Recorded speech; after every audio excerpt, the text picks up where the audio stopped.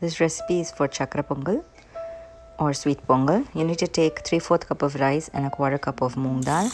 Wash it well and then add 2 cups of water and 2 cups of milk and mix it well.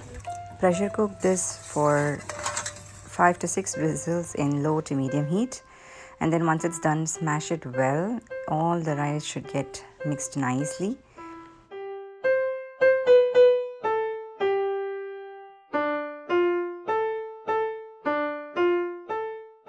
The final consistency should be like this. Once this is ready, in a pan, take the required amount of jaggery, about 1¼ to 1½ cups of jaggery, and then mix all of this well and let it cook. Add some ghee, about 3 to 4 tablespoons of ghee,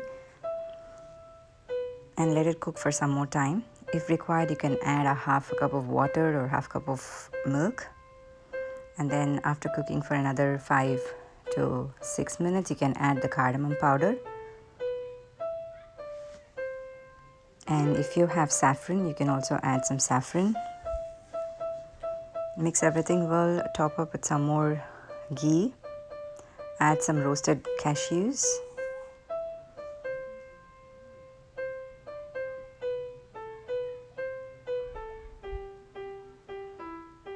mix everything well, keep stirring it.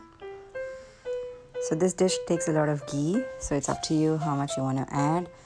So usually I will just prepare this, and while serving I will top it up with a teaspoon of ghee, and then I'll serve it. So now the chakra pongal or sweet pongal is ready.